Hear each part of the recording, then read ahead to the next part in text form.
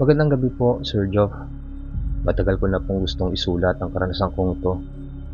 Pero aaminin kong hanggang ngayon ay parang may takot pa rin akong nararamdaman tuwing naalala ko ang mga nangyari. Ako po si Jeff, 23 years old.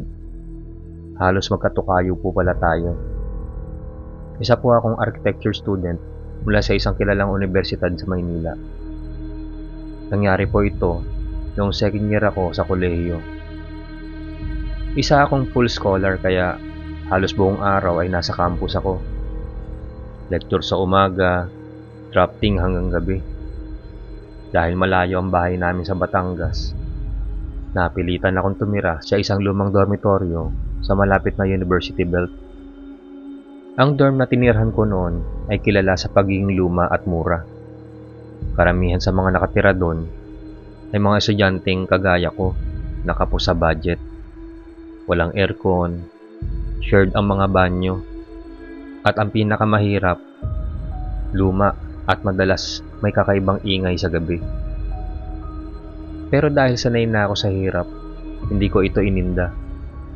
Hanggang sa dumating ang isang gabing naging simula ng kabusabos na bangungot sa buhay ko. Nasa ikalawang palapag ako naka-assign, room 205. Tatlo kaming magkakasama sa maliit na kwarto. Ako, si Brian, isang engineering student, at si Nilo, taga-psych. Mabait sila at mabilis kami naging close. Pero may isang bagay na agad kong napansin. Hindi sila basta-basta natutulog na nakatihaya. Lagi silang nakatagilid o kaya naman ay nakadapa. Masama matulog na nakatihaya rito, sabi ni Brian, minsan habang nagkakape kami bandang hating gabi. Baka akyatin ka ng batibat. Napakunot ako na noo. Ano yun, pre? Multo? Hindi to multo, sabat ni Nilo. Mas matanda pa sa konsepto ng multo. Isa siyang matabang nilalang na parang matandang babae, pero sobrang bigat ng katawan. Nakadikit daw siya sa mga punong kahoy. Kapag pinutol ang punong yon at ginamit sa haligi ng bahay, o gaya nitong dorm na puro kahoy ang foundation, doon siya nananahan. At tuwing gabi, kapag may natutulog na nakatihaya, inaakyat niya. Tumawa ako ng mahina, hindi dahil hindi ako naniniwala, kundi dahil siguro sa stress. Alam niyo namang puro puyat tayo, kaya minsan akala lang siguro natin totoo yung mga nararamdaman natin sa tulog. Pero habang lumilipas sa mga gabi, napansin ko ang kakaibang presensya. May mga yabag sa hallway kahit 2:00 ng madaling araw. Minsan, parang may mga gumagapang sa kisame. At sa mga oras na yon, lagi kong nararamdaman ang bigat sa dibdib. Parang di ako makahinga. Isang gabi, inabot ako ng 3 AM sa paggawa ng floor plan. Pagod na pagod ako kaya hindi ko na naayos ang kama. Hiniga ko ang sarili ko na nakatihaya. Hindi ko na namalayan kung kailan ako nakatulog. Pero nagising ako sa pakiramdam na may nakadagan sa akin. Hindi ko maigalaw ang katawan ko. Ang bigat. Ang hirap huminga. Ang kwarto ay madilim, pero parang may anyo na matabang matandang babae sa ibabaw ko. Malalaki ang mata, puti lang ang mata niya. Ang balat niya ay kulubot, parang pinakulo ang papel. Gusto kong sumigaw. Gusto kong humingi ng tulong. Pero hindi ko maigalaw ang dila ko. Parang pinipigilan ako na isang puwersang hindi ko maipaliwanag. Dahan-dahang lumapit ang mukha niya sa akin. Amoy nabubulok na kahoy ang hininga niya. At bago tuluyang sumubsob sa leeg ko, naramdaman ko isang malakas na hampas sa aking braso. Si Brian. "Jeff, gising!" Sigaw niya. Napabalikwas ako. Nakatihaya pa rin ako sa kama. Pawis na pawis. At ang dibdib ko ay parang bagong laga sa takot. "Pre, tinawag mo raw si Mama," sabi ni Brian. "Umuungol ka habang natutulog. Nangingisay ka na." Hindi ako agad nakasagot. Pinagpapawisan ako ng malamig. Tumingin ako sa kisame. Wala na ang batibat. Pero parang naiwan ng amoy. Ang presensya. Pagkalipas ng ilang araw, halos lahat sa dorm ay nagkakwento na rin ng ganun.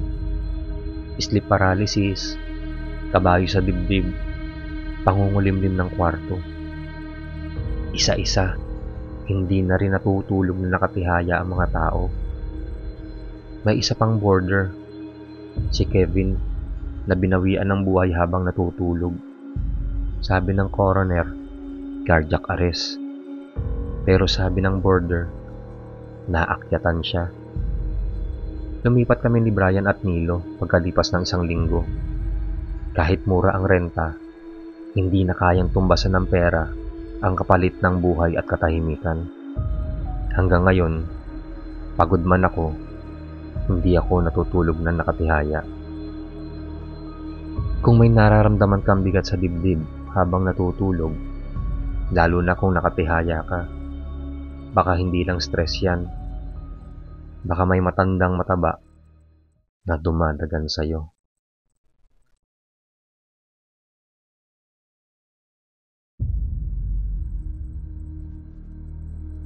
Isang mapagpalang araw sa iyo, Sir Jock. Isa po akong graphic artist mula sa Benguet. Joshua nga po pala. Hindi po ako madaling maniwala sa mga kwento na kababalaghan. Pero mula nang maranasan ko ang gabing yon, sa ilalim ng panaginip at paggising na walang ligtas na hangganan, hindi ko na magawang bumalik sa dating ako. Ang kwentong ito ay hindi lamang tungkol sa bangungot, kundi tungkol sa isang halimaw na umiiral sa pagitan ng antok at katotohanan. Ang tinatawag nilang bakit, isang matandang engkanto ng kagubatan na kumakain ng alaala at unti-unting binubura ang pagkatao mo habang natutulog ka. Nagsimula ang lahat nang mapadpad ako sa isang lumang bahay sa gitna ng kabundukan ng Tuba. Ipinagpatayo ito ng tiyuhin kong si Lolo Banong noong dekada 60 pa. Isang artist din at tagapangalaga ng mga lumang alamat ng aming tribo. Mula pa lang sa pagpasok ko sa bahay, may kakaibang lamig na agad na dumampi sa bato ko. Parang may malamig na hininga na matandang babae na nakasilip mula sa mga pader. Habang nagpipinta ko na isang proyekto sa silid ni Lolo Banong, bigla akong inantok ng todo.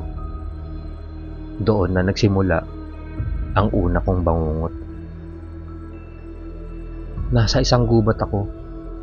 Itim ang mga puno at kulay dugo ang mga ulap. Sa gitna ng mga ugat, may isang matandang babae na baluktot ang likod. May puting buhok na parang ugat ng puno at walang mata. Pero kahit walang mata, parang tinitignan niya ako. "Ibaba mo ang iyong alaala," aniya sa napakababa, garalgal na boses. "Wala kang karapatang maalala. Wala kang karapatang gisingin ang mga nilimot." Nagising akong pawisan, nanginginig, at punong-puno ng lupa ang ilalim ng kuko ko. Kinabukasan, habang naglalakad ako palabas ng bahay para kumuha ng signal, napansin kong hindi ko maalala kung paano ako napunta ron. Hindi ko rin maalala kung sino ang nagbigay ng susi sa bahay. Isa pa, ang isang sketchbook ko na may mahalagang konsepto ay biglang nawawala. Nandun ito kagabi, tiyak ko. Muling nangyari ang panaginip sa gabing iyon. Parehong gubat, parehong matanda. Pero ngayon, nakatayo siya sa ibabaw ng isang duyan na yari sa mga ugat. May hawak siyang kwaderno, ang nawawala kong sketchbook. Isa-isa niya tong pinupunit at bawat pahina ay unti-unting nagiging abo. Ibaba mo ang alaala, hindi ka makakabalik. Paggising ko, hindi ko maalala ang pangalan ng dati kong kasintahan. Napansin kong may sugat na ang gilid ng ulo ko. Parang pinilit na kalmutin ng matatalas na kuko. Sinubukan kong tumakas pauwi kinabukasan. Pero paulit-ulit akong bumabalik sa parehong lugar.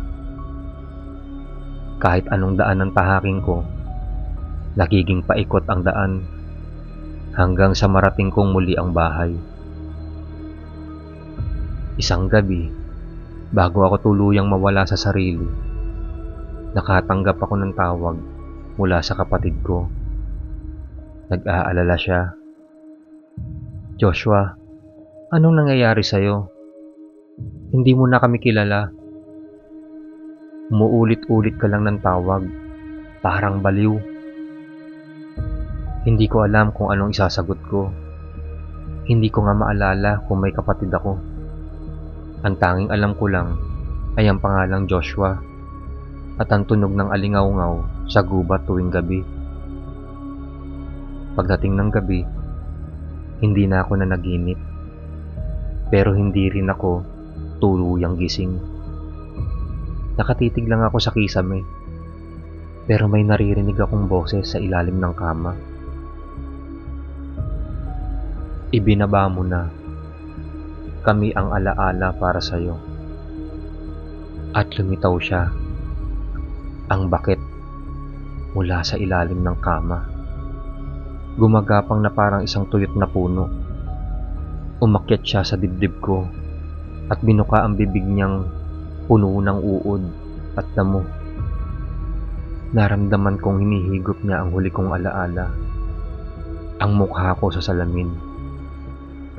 Pagtingin ko sa salamin, wala na akong muka. "Sir Job, kung natatanggap nyo itong liham na ito, baka sakaling may natira pa sa pagkatao ko na naisalba bago niya tuluyang kainin." Pinilit kong isulat ito habang may natitira pang alaala. Itinatago ko ang papel na ito sa loob ng lumang aparador ng bahay ni Lolo Banong, kung sakaling may ibang makakita at pakaalis. Ang bakit ay hindi basta panaginip. Isa siyang nilalang ng pagkawala. Isang halimaw na dumarating kapag tayo'y puno ng panghihinayang at lihim. Baka ngayong binabasa nyo ito, nagsisimula na rin siyang umalingaw-ngaw sa inyo. Kung sakaling hindi nyo na ako maalala bukas, baka ako na ang sumama sa bakit.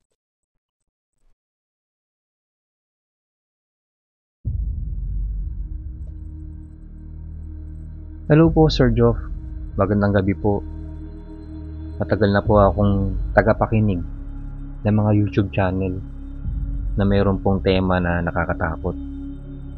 Sa tuwing napapakinggan ko, pakiramdam ko ay may kasama ako sa gabi. Kahit ang kasama ko lang ay dilim. Ngayon ay naglakas loob na rin ako magsulat. Sana'y maikwento ko ng maayos ang nangyari sa akin. Dahil hanggang ngayon ay hindi pa rin ako makatulog ng mahimbing.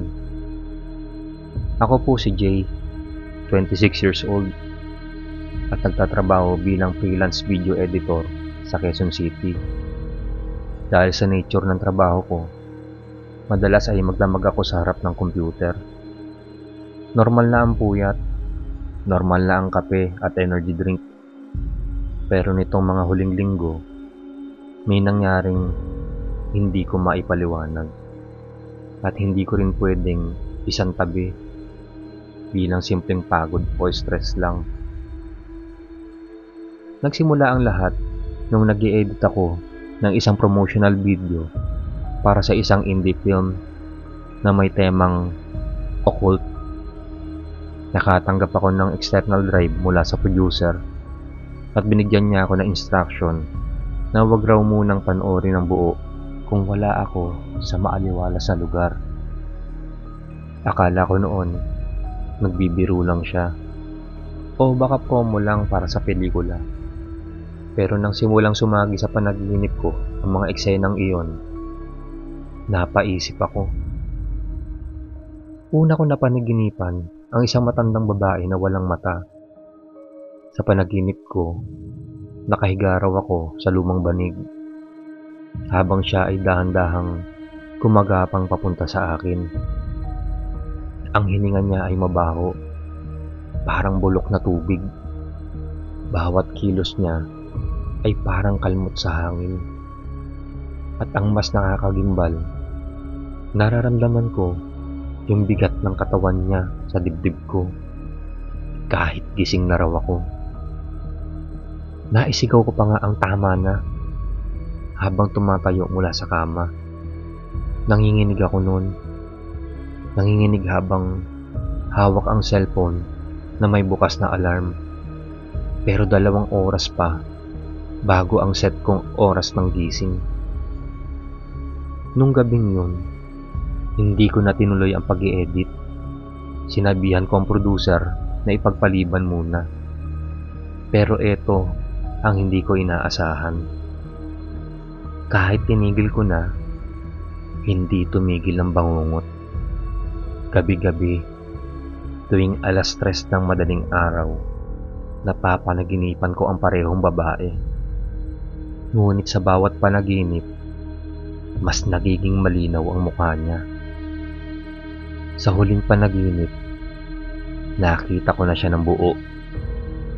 Kulubot, kalbo, at may mahabang kuko. Nakasuot siya ng isang puting baro na may mantsa ng putik at dugo.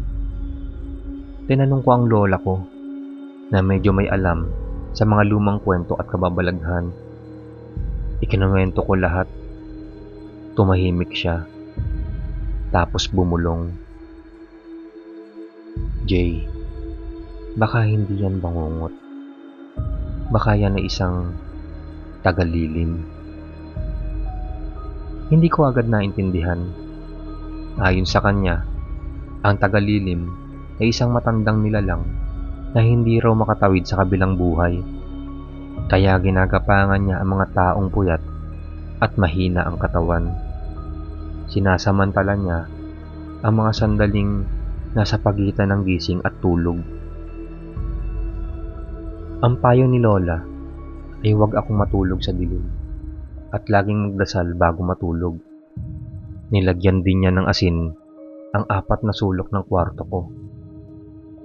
Akala ko tapos na, pero nagkamali ako.